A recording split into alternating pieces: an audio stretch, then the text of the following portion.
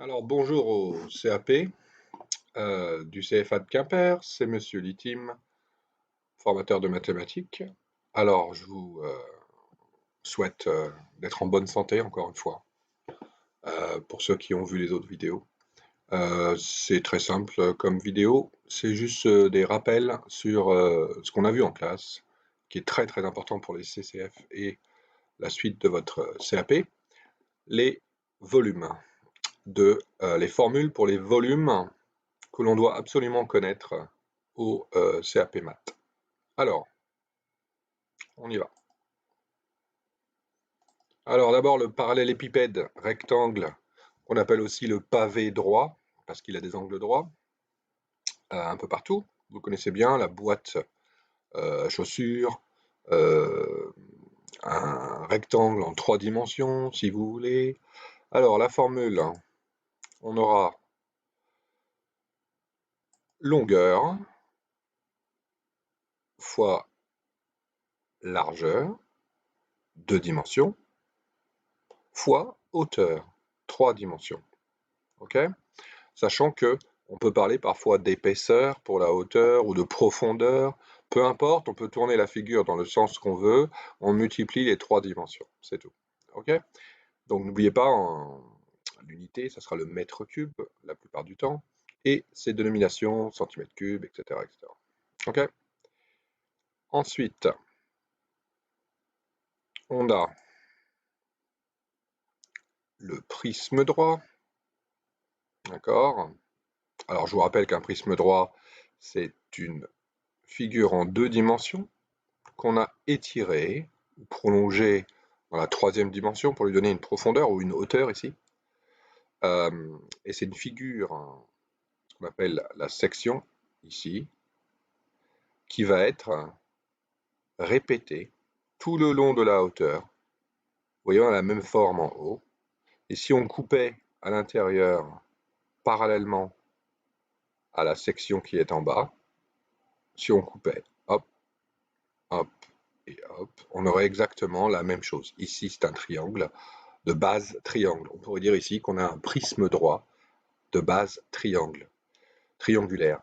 Ça peut être un prisme droit de base pentagone ou de base carré, que l'on va appeler bien sûr le parallélépipède rectangle, s'il a une base carrée, regardez, ou rectangle. En tout cas, on a la même chose en bas et en haut. Face du bas, face du haut, la même chose. Okay, donc, quelle est la formule? C'est très simple, hein, vous la connaissez. C'est l'aire de la base, donc ici un triangle.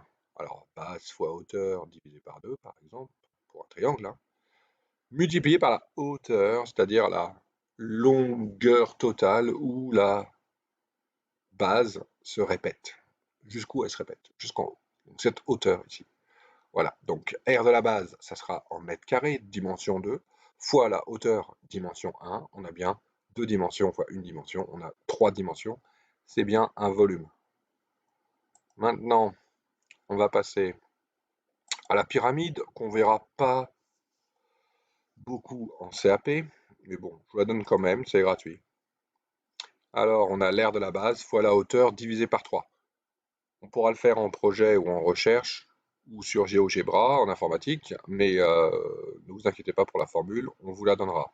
Comme la plupart des formules d'ailleurs, il faut connaître celle de base bien sûr, mais on vous donnera quand même parfois des rappels lors du CCF. Alors la base ici, c'est un rectangle ou un carré, hein, comme c'est dessiné en perspective, on ne sait pas toujours.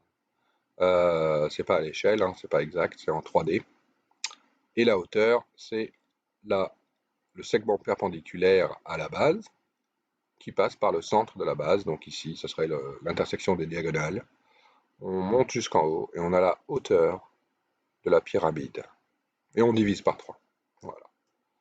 Alors, ensuite, on a le cylindre de révolution. Alors ça, on l'a déjà vu dans un ou deux exercices.